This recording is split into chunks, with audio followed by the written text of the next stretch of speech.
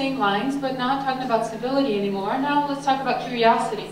How do we create a paradigm shift in how academia views curiosity and exploration?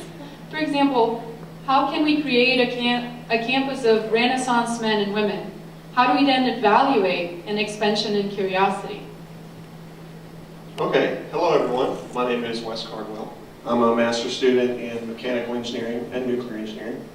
And also my group, since we are doing a multidisciplinary solutions of all the groups today, I want to mention we had someone in interior design, biology and African American studies, also another mechanical engineer, a horticulture student, and an international student from Iran. We were really happy to have her input for family therapy. And so for the question of how to grow curiosity, that's the theme that we focused on here. And we decided together to do a visual approach to this, using a flower, the growth idea. The roots start out with the past experiences that we want to grow curiosity in each individual. So we think on a student level, when they first come to college, they bring with them, each person, very diverse, a lot of different experiences and a lot of different viewpoint about how they're going to perceive and grow through college. Then the stem and leaves are the new experiences that they have as they go through college and even possibly decide to move on to graduate school, which they should not do. Just kidding, just kidding. And so it's all about growing curiosity, so that's in the center of the flower.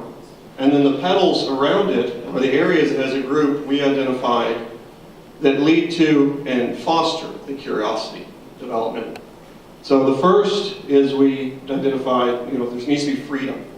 It needs to be from the interior design person. She actually provided great input about when you have large open spaces and when there's not a lot of pressure, and it's a very laid-back environment, even in terms of building rooms, that's when the most creativity comes out. That's when the most expression happens. So the students will say and ask more questions of their classes and of their peers.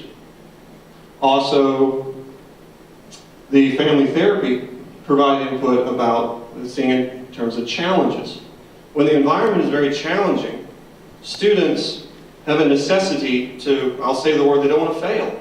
So curiosity increases because they start asking more questions so that in order to succeed, in order to survive.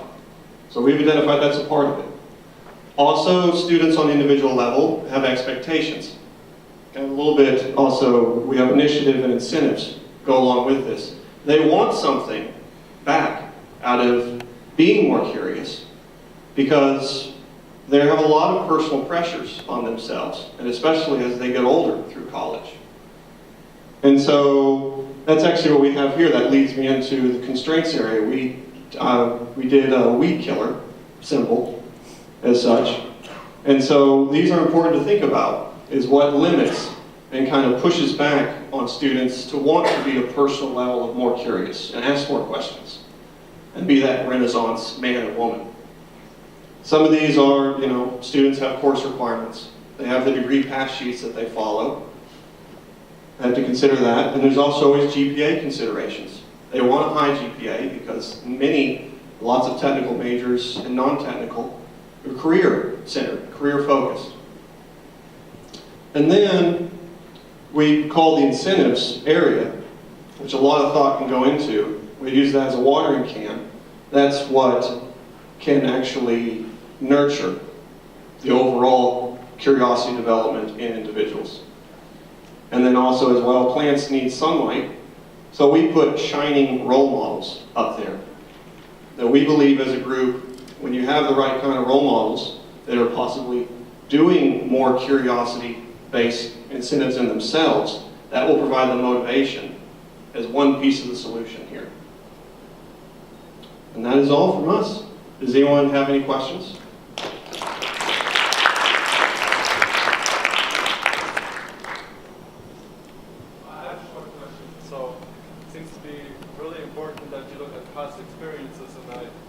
Actually, I think it's a really interesting poster. I'm just reading a biography by Einstein, and he was very visual, and he was thinking that all these constraints were constraining him, and when he was in school, he didn't care so much about his GPA. So do you think that we should maybe even go like post-college and look at like more like childhood education as a growing part for curiosity? I'm glad you brought that up. Yeah, overall in the group, that came up in our discussions about we can put focus and grow the curiosity in a college environment, but also the same kind of focus and efforts can trickle down. And if you start the process earlier on in the development of a child, then you're just going to get positive results no matter what. In terms of them being more curious, which there's some research, it's actually a book I'll mention for everyone in here. You can get it off of Amazon.com. It's called Curious, with a question mark. And it basically, in a nutshell, summarize it up. It's by an author of this university. And it's all about if you live a more curious-driven life, at all the different stages as you develop, what kind of incentives and expectations, the growth possibilities do you have from doing that? What do you get back in return? And is it worth it? So great question, thank you.